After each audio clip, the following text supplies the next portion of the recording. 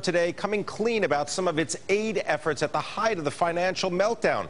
Federal Reserve Chief Ben Bernanke made $3.3 trillion in assistance available, and according to today's release, large amounts of it went to institutions including Goldman Sachs, Bank of America, Wells Fargo, even U.S. units of foreign banks such as Switzerland's UBS and France's Societe Generale. In the case of Goldman Sachs, the bank went on to post record profits last year after receiving government aid. Now, my next guest has been an outspoken critic of the Federal Reserve's actions and before, during, and after the crisis. I want to welcome Texas Congressman Ron Paul. Congressman Paul, welcome to Bloomberg. Thank you. Thank you. Nice to be with you. So, looking at the release of information from the Federal Reserve, what do you make of the U.S. subsidiaries of foreign banks receiving some of that U.S. aid? What are the people who lost their homes and their mortgages that didn't get bailed out? How do you think they're going to feel? And people who have been losing their jobs? No, I think it's criminal. And Goldman Sachs and the rest of them, you know, we buy up all those derivatives. I'm a little bit surprised. I didn't estimate that the Fed had already passed out $3.3 trillion. They just created that out of thin air, and now the taxpayers, by through the Fed, they own all those worthless derivatives. So we have a long way to go before we correct this and liquidate all this bad debt. But for the time being, some big people are going to benefit. You know, the banks are going to make a lot of money and things are going to look grand, but there's still going to be a lot of people unemployed, and there's a lot more people yet to lose their houses. It's a very, very unfair system. And of course, the ramifications of this is you can't bail out the kind of a problem we have today with just printing money. And the amount of money they're creating, you know, it was 1.7. Now there's another $600 billion, and they hardly think anything about it. So I don't think our problems can be solved in this manner. Well, Congressman Paul, what would you have had the Federal Reserve do at that time? I mean, can they be given some credit for having shored up the financial system at a time of crisis?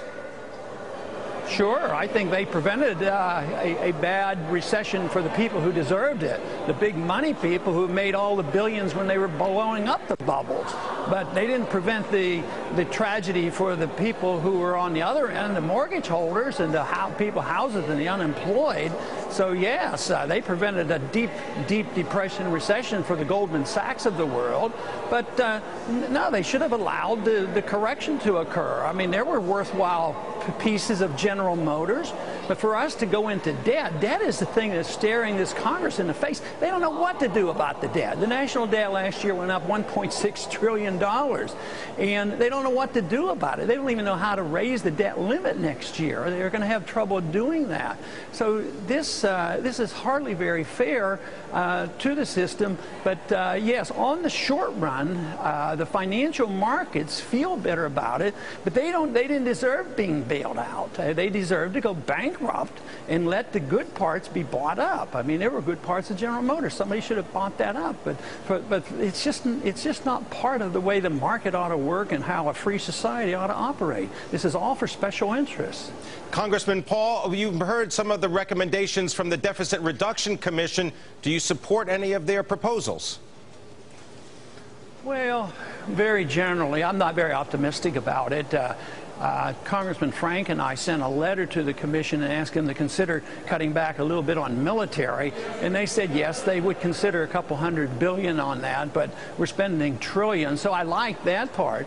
But you know, they said that we have to do something about it. This is critical, but they suggested that we not do anything next year because they don't want to do anything during a recession and a weak economy. What they're saying is their policies would weaken the economy. I claim that a free market approach would inspire the economy, get taxes down, get regulations down, and the many things that we should be doing.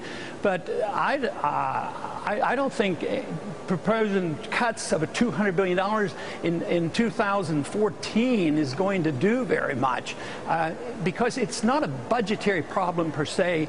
It's a philosophy of government problem. As long as we think we're going to be the policeman of the world and spend endlessly running around the world being involved in every event conceivable and running a welfare state and sustaining a social security and a welfare system and Medicare system that's, you know, bankrupt, You can't change it by tinkering around the edges and saying, well, in 2 years or so, we're going to start cutting $100 billion here and $100 billion here, when we're talking about trillions of dollars of debt. Here we just have this example of the Fed off budget, no permission of the Congress, are able to inject $3.3 trillion. I mean, it's totally out of control. This was never meant to be this way. We've got more with Congressman Ron Paul, more on the Federal Reserve. That's next on Taking Stock.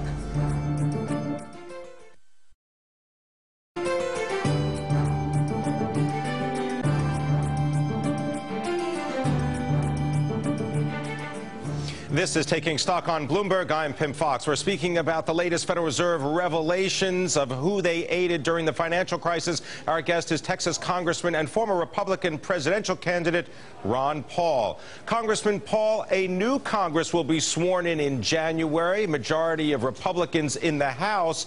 Are you going to be the new chairman of the House Financial Services Committee?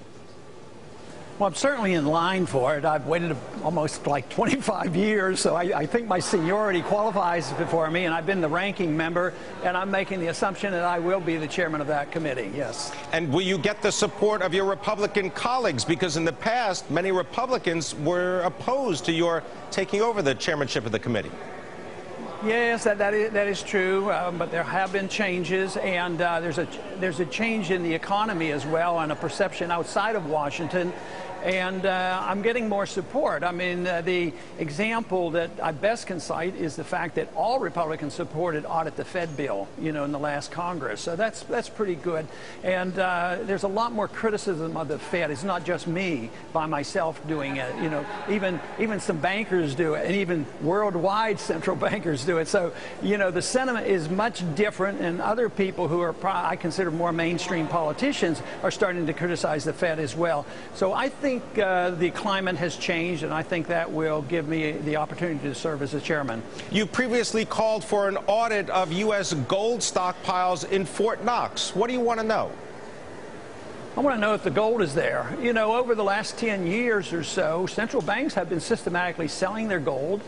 They've been loaning the gold, and there have been swap arrangements made. And that is one of the things that we'd have a full audit of the Fed, since the gold, is listed as an asset of the Fed. We should know, is the gold really there? Have they made any arrangements? See, the physical presence of the gold is one thing, but what about the agreements? And that's one thing that the Fed really, really guards, is any agreements with other central banks and other governments and international financial organizations and all the quid pro quo that goes on. So, yes, I would like to know if the gold's there and who really owns it. Congressman, are you still advocating the disassembly of the Federal Reserve System? Yes, and I don't think the Federal Reserve System has served us well, and I don't believe it was ever mandated or authorized or permitted it by the Constitution. And they give us our business cycle, they give us our booms and our busts, our inflations and deflations, and all the problems that we have.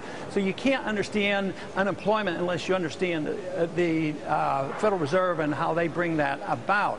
But my advocacy of that is not to end it in one day. I think the dollar may end in one day when there's a panic out of the dollar. That's what is the real crisis that is pending if we don't get our house in order. But I would allow competition with the Fed. I want to legalize competition, get rid of the legal tender laws. Internationally, you don't have to work with one currency. They trade currencies second to second, minute to minute. There's no reason why we can't opt out of the use of the dollar. But today, if you try to practice what the Constitution said, that only gold and silver could be legal tender, and you used American gold and silver coins, you could go to jail for that. They close you down immediately for using gold and silver as legal tender, and I would like to offer the competition, and then if I'm wrong, it won't hurt anything. If I'm right, people will have a way to opt out of the system. Congressman Paul, do you think that anything that the Federal Reserve is doing right now is going to promote accelerated inflation in the future? Well, my definition of inflation comes a little bit differently than the Keynesians. Keynesians measure their inflation by the CPI. True inflation is the increase in the supply of money. And believe me, they've been doing massive that, like double and triple the money supply, another $600 billion. So the inflation is there, which distorts the economy because it encourages debt and it gives you artificial interest rates. And then the consequence will be malinvestment, excessive debt, bad economy. But then also, it most likely will give rising prices, which everybody sees as inflation. So we have all the rest, but we will get the rising prices too. And finally, we will recognize that I think there's a lot more rising prices already in our economy, in the commodity markets and others. And the gold is signaling that there's a lot of inflation according to the price structure. So I expect to see a whole lot more. If we continue to do what we're doing, we'll eventually have a lot of inflation. Interest rates will go up, and people will desert the dollar. Now, Congressman Paul, if we get rid of the Federal Reserve, albeit incrementally, what are they going to do with all that office space all over the country? We'll auction it off, you know, and pay some of the bills. That would cut down on the national debt. We'll turn it into a TV studio. All right. Who knows what we'll do. And what about your book, End the Fed? I mean, have you given a copy of End the Fed to Chairman Bernanke, maybe a signed copy? I haven't done that yet. I'm not so sure he would accept it. But, you know, I might guess that he might have read it by now, you know, just in case. I would think so, that he probably has looked at it.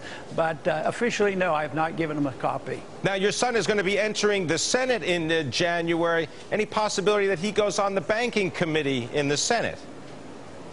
I think there is. I haven't checked in details exactly what his plans are, but my guess is that he's had an intense interest in it. I remember when he was still in high school and I was on the Gold Commission back in the early 80s when Reagan was president, and he made a special effort for me to bring him up because we weren't in session and attend one of the Gold Commission hearings. So he's had a lot of interest in money and issue in the Federal Reserve. So my guess is that he will stay interested and probably get on a financial committee or the banking committee in the Senate.